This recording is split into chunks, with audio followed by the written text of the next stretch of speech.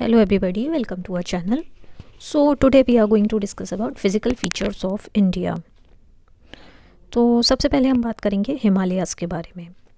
Himalayas highest और youngest mountain range है world में और लगभग 5 कंट्रीज़ में ये फैले हुए हैं, India, Nepal, Bhutan, China and Pakistan. Northern mountains northern border of India पर लाए करते हैं और जम्मू कश्मीर से अरुणाचल प्रदेश तक फैले हुए हैं। 2 माउंटेन रेंजेस हिमालयाज़ और काराकोरम रेंजेस नॉर्दर्न माउंटेन्स बनाते हैं। Himalayas highest mountain range in the world है और एक नेचुरल बाउंड्री बनाते हैं बिटवीन इंडिया एंड चाइना। इनकी टोटल लेंथ लगभग 2400 किलोमीटर्स है और इनकी जो विथ है वो लगभग 150 किलोमीटर्स ईस्ट में है और 400 किलोमीटर्स वेस्ट में है। बहुत सारे इंडियन स्टेट्स जैसे हिमाचल प्रदेश, उत्तराखंड, अरुणाचल प्रदेश, वेस्ट बंगाल, जम्मू कश्मीर, सिक्किम, ये सभी हिमालयाज़ के पार्ट्स हैं। हिमालयाज़ में लगभग आप ये समझ लीजिए वर्ल्ड की 10 में से 9 हाईएस्ट पीक्स हैं। हिमालयाज़ फोल्ड माउंटेन्स हैं जो कि कोलिजन से बनी हैं between the Indian plate and the Eurasian plate. Himalayas को हम कई बार थर्ड पोल भी बोलते हैं क्योंकि लार्जेस्ट कंसंट्रेशन ऑफ आइस और स्नो नॉर्थ और साउथ पोल के अलावा यहाँ पर लाई करता है। बहुत सारे एशिया के मेजर रिवर्स यहाँ से निकलती हैं जैसे इंडस, गंगा, यांगत्से, मेकोंग या फिर ब्रह्मपुत्रा, जो लाइफ सपोर्ट करते हैं और लगभग 2 बिलियन लोगों की लाइफ को सपोर्ट करते हैं। इस रेंज में बहुत सारे रेयर एनिमल्स भी मिलते हैं आपको जैसे red panda, snow leopard, Himalayan yak, blue sheep, Himalayan mammoth, Tibetan wolf, Himalayan black bear, Himalayan monal या फिर मस्क डियर। हिमालयाज़ एक सेक्रेड साइट्स भी हैं फॉर हिंदुइज्म, सिखिज्म, बुद्धिज्म। और नॉर्थ ईस्ट की बात करें तो जो हिल रेंजेस होती हैं that are Garo, Khasi, Naga, Jaintia and Mizo hills. These hill ranges are not very high, बहुत ज़्यादा हाई नहीं है और थिक फॉरेस्ट से कवर्ड हैं। कलेक्टिवली इनको हम ईस्टर्न हिल्स भी कहते हैं। पटकाई हिल्स होती हैं जो आपके इंडिया म्यांमार बॉर्डर पर लाई करते हैं। ये अरुणाचल प्रदेश, नागालैंड और असम में लाई करते हैं। नागा हिल्स की बात करें तो साउथ ऑफ पटकाई रेंज पर नागा हिल्स हैं जो कि नागालैंड और मणिपुर में प्रेजेंट हैं। इसकी जो हाईएस्ट पीक है दैट इज़ माउंट सारामती। और मणिपुर हिल्स की बात करें तो ये इम्फाल वैली को सराउंड करते हैं और मणिपाल पर लोकेटेड हैं। मीसो हिल्स की बात करें तो मिज़ोरम में होते हैं और इनकी हाईएस्ट जो पीक है दैट इज़ वांगपुई और जिसको हम ब्लू माउंटेन भी कहते हैं। गारो, खासी और जयंतिया हिल्स मेघालय में लाई करते हैं। गारो हिल्स जो हैं आपके वेस्ट में हैं, खासी हिल्स सेंट्रल रीजन में है और जयंतिया हिल्स आपके ईस्टर्न रीजन में है। हिमालयाज़ में 3 पैरेलल माउंटेन रेंजेस होते हैं दैट इज़ हिमाद्री जिनको हम ग्रेटर हिमालयाज़ भी कहते हैं, हिमाचल जिसको हम मिडिल हिमालयाज़ भी कहते हैं एंड शिवालिक जिसको हम लेसर हिमालयाज़ भी कहते हैं। सबसे पहले आ जाती है आपकी हिमाद्री रेंज जो कि नॉर्दर्न मोस्ट और हाईएस्ट रेंज है जिसकी एवरेज हाइट 6000 मीटर से भी ज़्यादा है। हिमाद्री रेंज हाईएस्ट रहती है और ये पूरे साल स्नो से कवर्ड रहती है। बहुत सारे आइस के मासेस जिनको हम ग्लेशियर्स बोलते हैं ये भी माउंटेनियस रीजन पर मिलते हैं। रिवर्स जैसे इंडस, गंगा, यमुना, ब्रह्मपुत्र इस रीजन से ओरिजिनेट करते हैं। नेक्स्ट आते हैं आपके mount Everest, mount Kanchenjunga and mount Annapurna. ये कुछ हाई पीक्स हैं इन रेंजेस की। कुछ इंपॉर्टेंट माउंटेन पासेस भी हैं जैसे जोजिला पास एंड चेंगला पास, ये इसी रेंज में लोकेटेड हैं। हिमाद्री रीजन में बहुत ज़्यादा स्नोफॉल होता है, बहुत ज़्यादा ठंडा रहता है, तो यहाँ पर जो लोगों की और जानवरों की लाइफ है वो बहुत ही मुश्किल होती है। ये एक तरह से क्लाइमेटिक बैरियर की तरह काम करती हैं जो कि कोल्ड सेंट्रल एशियन विंड्स को ब्लॉक करते हैं। ये हमारे मॉनसून सिस्टम को कंट्रोल करते हैं और हमारे इंडिया के जो रिवर सिस्टम है उसके मेजर कंट्रीब्यूटर्स होते हैं। इस रीजन में कल्टीवेशन भी पॉसिबल नहीं होता है। नेक्स्ट आता है आपका हिमाचल रेंज। ये मिडिल हिमालयन रेंज है। हिमाद्री से ये माउंटेन्स थोड़े हल्के होते हैं और ये हिमाद्री के साउथ में लाई करती है। हिमाचल प्रदेश में आपके रोहतांग पास है और एल्टीट्यूड्स इसके लाई करते हैं लगभग 3700 से 4500 मीटर्स तक। कुछ पेड़ भी होते हैं जैसे पाइन, चीड़, देवदार, ये इन माउंटेन्स के स्लोप्स पर होते हैं। कुछ फ्रूट्स भी मिलते हैं जैसे apples, plums, peaches, apricots, pears and cherries. इन माउंटेन स्लोप्स पर आप टेरेस फार्मिंग बहुत आसानी से कर सकते हो। यहाँ पर कुछ हिल स्टेशंस हैं जो कि काफ़ी फेमस हैं जैसे Gulmarg, Pahalgam, Dalhousie, Shimla, Kullu, Mussoorie, Darjeeling and Nainital. Summer seasons में यहाँ पर पूरे वर्ल्ड से टूरिस्ट आकर देखते हैं और समर मंथ्स बहुत कूल और प्लेजेंट होते हैं जबकि विंटर मंथ्स तो बहुत ही ज़्यादा चिल्ड होते हैं। इस रेंज में लोअर स्लोप्स में ऑर्चर्ड्स होते हैं जबकि जिनमें फ्रूट्स आप ग्रो करते हो, और ईस्ट में अगर हम देखेंगे तो टी प्लांटेशंस मिलते हैं। नेक्स्ट आ जाते हैं Shivalik range. Shivalik range lowest होती है और southern most range of Himalayas होती है। It is made up of hills rather than mountains. इस रेंज में बहुत सारे थिक फॉरेस्ट होते हैं, वाइल्ड लाइफ होती है जैसे टाइगर्स, लेपर्ड्स, बेयर्स, क्रोकोडाइल्स।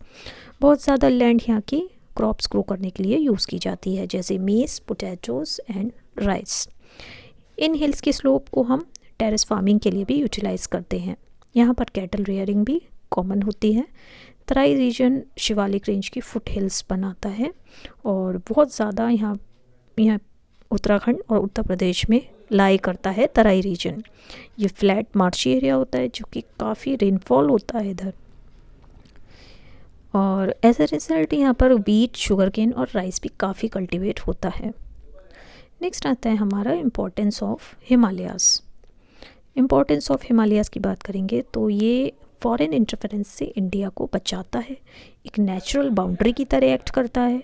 पूरे इस साल जो इसकी मेल्टिंग स्नो है, जो हिमालयन ग्लेशियर्स की मेल्टिंग स्नो है, वो हमारी नदियों को पानी देती है। हिमालयाज़ लगभग एशिया की 10 मेजर रिवर्स का सोर्स है जो कि 25% ऑफ ग्लोबल पॉपुलेशन को सस्टेन करता है। हिमालयाज़ हमारे जो बहुत ज़्यादा कोल्ड विंड्स होते हैं जो कि साइबेरिया, रशिया से आते हैं इंडिया में, उसको इंडिया में एंटर होने से बचाता है।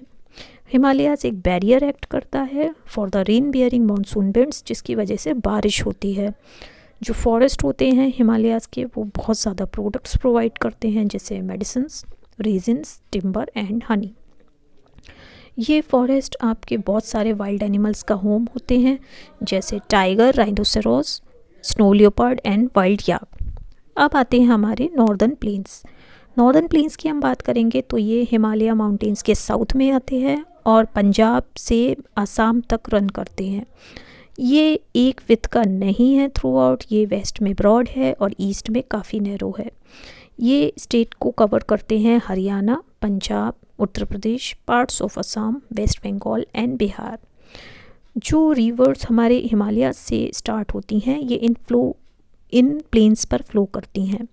जैसे जैसे ये रिवर्स ओरिजिनेट होती हैं हिमालय से, ये पेरेनियल रिवर्स होती हैं, मतलब पूरे साल ही इनमें पानी रहता है और इनमें पानी के साथ साथ बहुत ज़्यादा सिल्ट भी होता है। प्लेन्स में ये रिवर्स काफ़ी स्लोली फ्लो करती हैं और अपने साथ बहुत सारे डेब्रिस, रॉक्स और सिल्ट भी लाती हैं।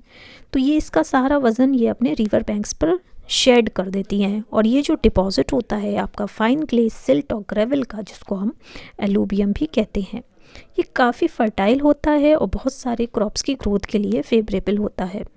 जो एरिया रिवर से वाटर्ड होता है और उसके ट्रिब्यूटरीज से वाटर्ड होता है उसको हम इसका बेसिन कहते हैं। सतलज, गंगा एंड ब्रह्मपुत्र बहुत इंपॉर्टेंट रिवर्स हैं जो नॉर्दर्न प्लेन्स को ड्रेन करती हैं और उस एरिया को फर्टाइल बनाती हैं। नॉर्दर्न प्लेन्स को आप फर्दर डिवाइड कर सकते हो on the basis of 3 river basins, जैसे सतलज रिवर बेसिन वेस्ट में, गंगा बेसिन सेंटर में और ब्रह्मपुत्र बेसिन ईस्ट में। अब इम्पोर्टेंस ऑफ नॉर्दर्न प्लेन्स के बारे में बात करेंगे तो यहाँ की सॉइल काफ़ी रिच होती है for the growth of crops. Northern plains बहुत ज़्यादा कोल्ड नहीं होते तो ये काफ़ी डेंसली पॉपुलेटेड होते हैं।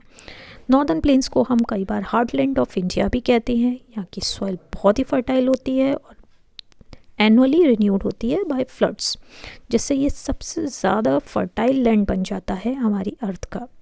ये सपोर्ट करता है farming of wheat, rice, pulses, sugar cane, cotton, जिससे इंडिया की फूड सिक्योरिटी इंश्योर होती है। जो फ्लैट टेरेन होता है उससे आसानी से आप शहर खड़े कर सकते हो, घर बना सकते हो। यहाँ पर बहुत अच्छा प्रॉपर नेटवर्क ऑफ रोड्स है, रेलवेज़ का भी बहुत अच्छा नेटवर्क है जो कि स्मूथ ट्रांसपोर्टेशन ऑफ फूड और लोगों को इंश्योर करता है। यहाँ पर बहुत सारी पुरानी सिटीज़ हैं जैसे पटना, दिल्ली, वाराणसी एंड कोलकाता, जो कि इन रिवर्स के बैंक्स पर ही बनी है। नेक्स्ट आ जाता है आपका सतलज रिवर बेसिन। तो जो वेस्टर्न पार्ट है नॉर्दर्न प्लेन्स का, जो कि सतलज रिवर के आसपास है, उसको हम सतलज बेसिन कहते हैं। जो स्टेट्स आपके पंजाब और हरियाणा के हैं, वहाँ पर सतलज और उसकी ट्रिब्यूटरीज से पानी मिलता है। सतलज की मेन ट्रिब्यूटरी बीस है और हिंदी में जिसको हम ब्यास भी बोलते हैं, और वीट यहाँ का मेन क्रॉप है। जो अदर पॉपुलर क्रॉप्स हैं यहाँ के, वो शुगर केन, कॉटन और राइस हैं। भाखड़ा नंगल डैम यहाँ पर रिवर सतलज पर ही बना हुआ है और ये प्रोवाइड करता है पानी फॉर द इरिगेशन पर्पसेस, और यहाँ पर हाइड्रो इलेक्ट्रिसिटी प्रोड्यूस होने का काम भी होता है। जो सतलज का पानी है वो डाइवर्ट होता है through Indira Gandhi canal to Rajasthan, जिससे जो डेजर्ट एरिया है राजस्थान का, उसको हम ग्रीन एग्रीकल्चरल फील्ड में कन्वर्ट कर सकें। जो सतलज बेसिन है that is the backbone of green revolution, और इस बेसिन में सिल्ट होता है जो कि पंजाब और हरियाणा के प्लेन्स को काफ़ी फर्टाइल बनाता है, जिससे हम वीट, राइस, कॉटन और शुगर केन के कल्टीवेशन को आसान कर सकें। नेक्स्ट आता है आपका ब्रह्मपुत्र रिवर बेसिन। जो हमारा ब्रह्मपुत्र रिवर बेसिन है उसमें जैसे ब्रह्मपुत्र रिवर है वो फ्लो करती है थ्रू अरुणाचल प्रदेश, असम और फिर बांग्लादेश में आ जाती है। तो ब्रह्मपुत्र और गंगा दोनों मिलकर बनाते हैं Sundarban delta before falling into the bay of Bengal. इस बेसिन में बहुत ज़्यादा बारिश होती है जिसकी वजह से बहुत आसानी से फ्लड्स आ जाते हैं। इसी समय जो ओवरफ्लोइंग रिवर्स हैं वो अपना एलुवियम डिपॉजिट कर देती हैं, जिससे ये एरिया काफ़ी फर्टाइल हो जाता है। जो मेन क्रॉप्स हैं इस रीजन के that are rice and jute. चाय ग्रो करते हैं यहाँ के हिल्स के स्लोप्स पर, और जो यहाँ की चाय होती है वो बहुत ही हाई क्वालिटी होती है, बहुत अच्छी क्वालिटी की होती है, और उसको दूसरे देशों में एक्सपोर्ट किया जाता है। ब्रह्मपुत्र रिवर का जो हाइड्रो इलेक्ट्रिक पोटेंशियल है that is highest in India. Next आ जाता है आपका पेनिनसुलर प्लेट्यू। प्लेट्यू जो होता है that is a raised stretch of land that is flat at the top. ये एक टेबल टॉप से रिजेंबल करता है और इसको हम टेबल लैंड भी कहते हैं। जो पेनिनसुलर प्लेट्यू है that is triangular in shape, north में ब्रॉड है, साउथ में नैरो है। जो स्टेट्स हमारे पेनिनसुलर प्लेट्यू में लाई करते हैं that are Gujarat, Maharashtra, Madhya Pradesh, Chhattisgarh, Jharkhand, Orissa, Andhra Pradesh, Telangana, Karnataka, Tamil Nadu and the eastern parts of Kerala. जो हमारा पेनिनसुलर प्लेट्यू है वो हमारे नॉर्दर्न प्लेन्स के साउथ में लाई करता है और ये कन्याकुमारी तक एक्सटेंड करता है, जो कि सदर्न मोस्ट टिप है इंडिया मेनलैंड का। इसके चारों तरफ काफ़ी ज़्यादा हिल रेंजेस हैं। नॉर्थ वेस्ट में अगर देखेंगे तो आपके अरावली हिल्स, विंध्या रेंज और सतपुरा रेंजेस आ जाते हैं। नॉर्थ ईस्ट में देखेंगे तो राजमहल हिल्स आ जाते हैं। वेस्टर्न घाट्स वेस्ट में हैं और ईस्टर्न घाट्स ईस्ट में हैं। और साउथ की तरफ हम देखेंगे तो नीलगिरी और कार्डमम हिल्स लाई करते हैं। यहाँ के रिवर्स सीजनल होते हैं और बहुत बड़े नहीं होते हैं क्योंकि ये रेन्स पर डिपेंडेंट होते हैं, ग्लेशियर्स पर नहीं। जब मॉनसून अच्छा नहीं होता है तो रिवर्स ड्राई भी हो जाते हैं। ये जो रिवर्स हैं प्लेट्यू के, ये बहुत तेज़ स्पीड से फ्लो करते हैं और कई बार वाटरफॉल्स भी बनाते हैं। इसका एक एग्जाम्पल हो जाता है जॉग फॉल्स इन कर्नाटका, जो कि one of the highest waterfalls है इंडिया में। रिवर नर्मदा इस बड़ी प्लेट्यू को 2 पार्ट्स में डिवाइड करती है, नॉर्थ में central highlands and Deccan plateau in the south. Next आते हैं आपके सेंट्रल हाईलैंड्स। सेंट्रल हाईलैंड्स की बात करें तो ये अरावली हिल्स नॉर्थ वेस्ट में है सेंट्रल हाईलैंड्स के, साउथ में विंध्या रेंज है, छोटा नागपुर प्लेट्यू ईस्ट में है, सेंटर में देखेंगे तो मालवा प्लेट्यू है। सेंट्रल हाईलैंड्स बहुत सारी रिवर से ड्रेन होता है। उनमें से कुछ हैं चंबल, बेतवा एंड सोन, जो कि गंगा और यमुना रिवर सिस्टम को ज्वाइन करती हैं फ्रॉम द साउथ। ये पूरा ही रीजन वॉल्यूबल मिनरल्स से रिच है, जैसे कोल, आयरन, मैंगनीज, बॉक्साइट, माइका। यहाँ पर कुछ क्रॉप्स हैं जैसे कॉटन एंड ऑयल सीड्स, जो कि यहाँ की ब्लैक सॉइल में ग्रो करे जाते हैं। अब आता है हमारा Deccan plateau. Deccan plateau surrounded है by the western and eastern Ghats, और दोनों मिलते हैं नीलगिरी हिल्स में। और महानदी, गोदावरी, कृष्णा एंड कावेरी, इस तरह की रिवर्स वेस्टर्न घाट से ओरिजिनेट होती हैं और ईस्ट की तरफ फ्लो करती हैं। नर्मदा, तापी ओनली रिवर्स हैं जो कि वेस्ट की तरफ फ्लो करती हैं और अरेबियन सी में फॉल करती हैं। गोदावरी को हम दक्षिण गंगा के नाम से भी जानते हैं और डेक्कन प्लेट्यू की लॉन्गेस्ट रिवर है ये। जो नॉर्थ वेस्टर्न पार्ट है प्लेट्यू का, वो बेसाल्टिक रॉक से बना हुआ है, जो कि 66 मिलियन ईयर्स पहले जो मैसिव वॉल्केनिक इरप्शंस हुए थे उससे बना हुआ है।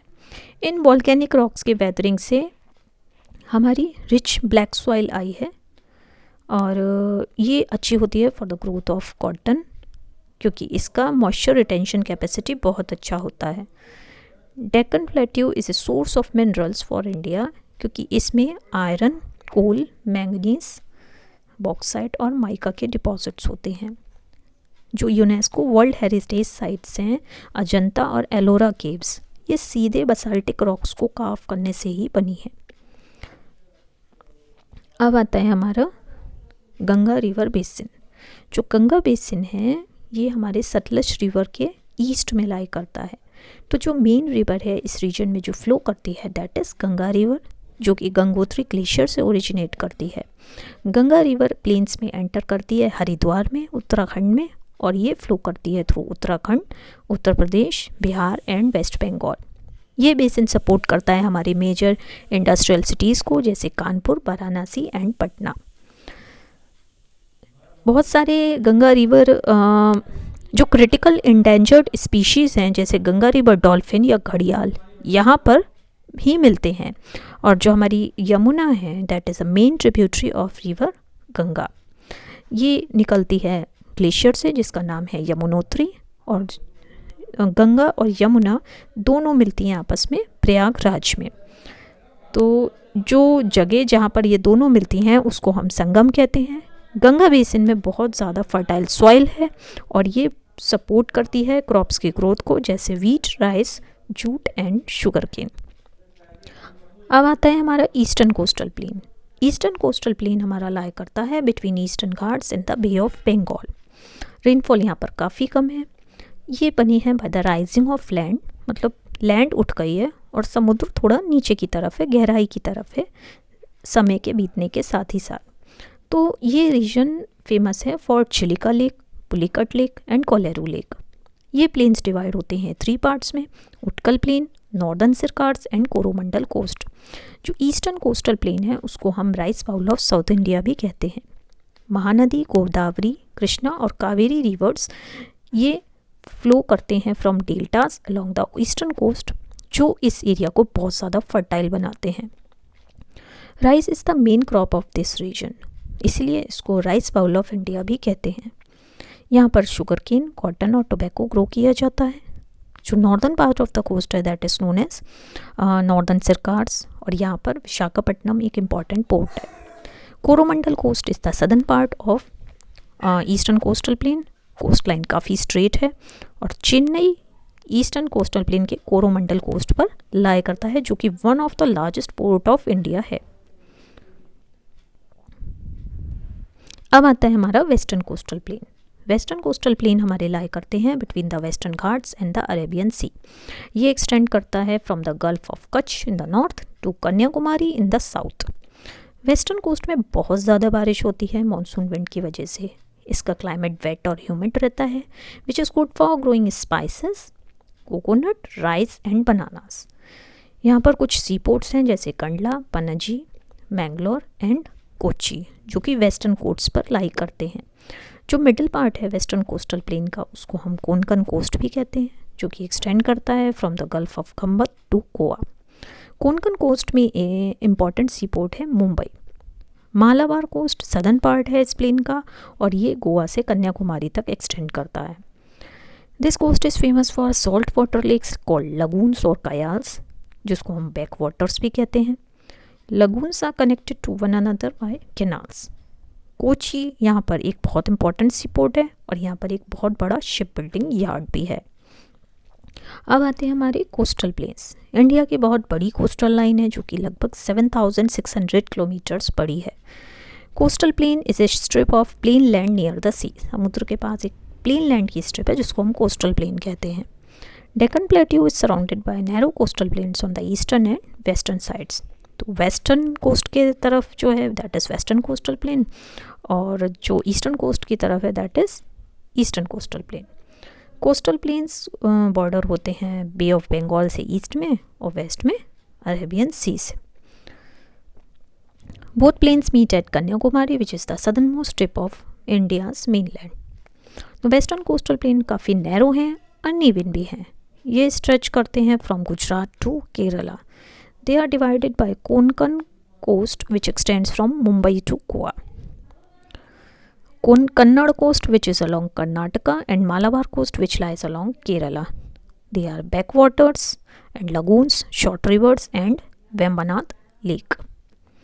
ईस्टर्न कोस्टल प्लेन्स हमारे चौड़े हैं, लेवल में हैं, स्ट्रेच करते हैं from west Bengal to Tamil Nadu. ये डिवाइड होते हैं into northern Circars and Coromandel coast. यहाँ बड़ी बड़ी रिवर्स हैं जो कि डेल्टा बनाती हैं, जैसे महानदी, गोदावरी, कृष्णा एंड कावेरी। जो फीचर्स हैं कोस्टल प्लेन्स के that are suitable for agriculture, fertile alluvial soil. इनमें इंपॉर्टेंट पोर्ट्स हैं, हार्बर्स हैं, डेंस पॉपुलेशन है, फिशिंग एक्टिविटीज़ हैं, ट्रेड भी बहुत अच्छी एक्टिविटी है। तो जो इम्पोर्टेंस है कोस्टल प्लेन्स की, they facilitate international trade, natural resources काफ़ी अच्छी क्वांटिटी में है यहाँ पर, ये सपोर्ट करते हैं इंडस्ट्रीज़, फिशिंग एंड एग्रीकल्चर। अब आते हैं हमारा थार डेजर्ट। थार डेजर्ट की बात करेंगे। यहाँ पर पानी की बहुत ज़्यादा शॉर्टेज है क्योंकि यहाँ पर रेनफॉल बहुत कम होता है, जिसकी वजह से यहाँ ये रीजन काफ़ी हॉट एंड ड्राई रहता है। यहाँ पर स्ट्रीम्स हैं लेकिन बहुत कम है, पेड़ कटे जा रहे हैं, ओवर ग्रेजिंग हो रही है एनिमल्स से, जिससे आपके डेजर्ट की स्प्रेड बढ़ गई है।